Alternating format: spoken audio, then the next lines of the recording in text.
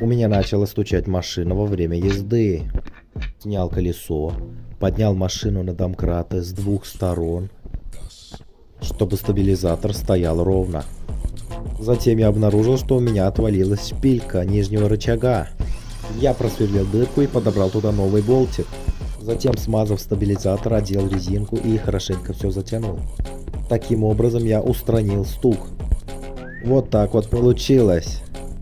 Затем собрал все обратно. На моем канале очень много интересного контента. Ставьте лайк и подписывайтесь на канал.